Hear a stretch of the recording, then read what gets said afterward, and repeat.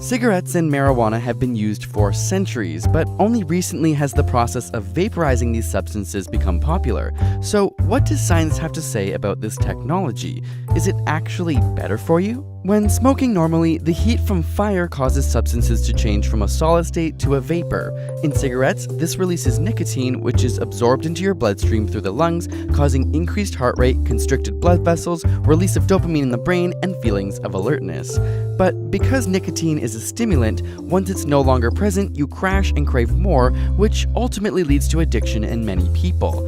In the case of marijuana, the active component THC is aerosolized and follows the same pathway into your body, but with different effects, which we explain in our video, Your Brain on Marijuana, here. Smoking only takes 6 seconds for the active compounds to reach your nervous system, unlike chewing tobacco or eating edible marijuana, which takes much more time, but you have to inhale smoke in the process. This smoke consists of partially burned particles, which creates tar in your body, has cancer-causing effects, blackens teeth, and destroys taste buds.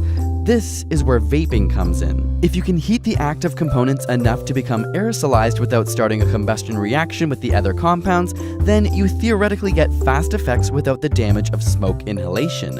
Vaping typically involves a glass or metal chamber which has an electrical current passing through it. This way it can heat to a controlled temperature, creating a vapor with minimal combustion, meaning you inhale much less smoke. For marijuana users, vaporizers have become popular as the plant material can be heated to a specific temperature, usually between 185 to 210 degrees Celsius, allowing just the THC-containing vapor to be extracted.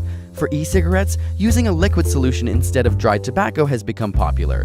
This e-liquid contains water, nicotine, a base, and occasionally flavorings, and vaporizes at a much lower temperature. But this is where things get tricky. The e-liquid contains a base similar to that used in cosmetics and food, which helps maintain moisture without creating sogginess. One common base called propylene glycol, which is used in theatrical smoke, is known to cause irritation to the eyes and respiratory infections. So what's going to happen after prolonged inhalation in e-cigarettes? Scientists are still studying these effects, and even though in America the FDA has given the seal of approval, much is still unknown. E-liquid can also differ greatly between manufacturers, with barely any regulation for additives. Some have been found to contain diacetyl, a chemical that is known to give butter its buttery taste. Inhalation of this chemical can lead to scarring in the lungs known as popcorn lung, named after hundreds of workers inhaled the chemical in a microwavable popcorn factory and suffered irreversible lung damage.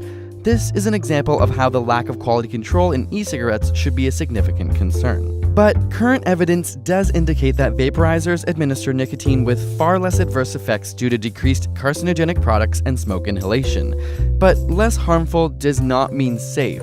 E-cigarettes with added flavoring such as blueberry or grape have been found to contain other harmful chemicals, and secondhand smoke is still an issue. Exhaled particles from vaporizers known as ultrafine particles are known to affect pulmonary health. Others are worried that because these e-cigs are deemed healthier, that they're becoming more appealing for young people. A study reported that continued use of e-cigarettes for teens in grades 6 to 12 had increased from 6% to 20% over 3 years. On the other hand, much of the information we have on the adverse effects of smoking comes from long-term studies, with cancers appearing much later in life. Since vaporizer use is relatively new, we simply don't have the same access to longitudinal studies. So we'll wait to see what the future brings. Special thanks to Audible for supporting this episode and giving you a free audiobook at audible.com/ASAP. This week, we wanted to recommend the book Elon Musk, Tesla, SpaceX, and the Quest for a Fantastic Future by Ashley Vance, which explores the full spectacle and arc of the genius's life, work, and vision. You can get a free copy at audible.com/ASAP or any others of your choice from a massive selection. We love them as they're great when you're on the go. Don't forget to ask your burning questions and subscribe for more weekly science videos.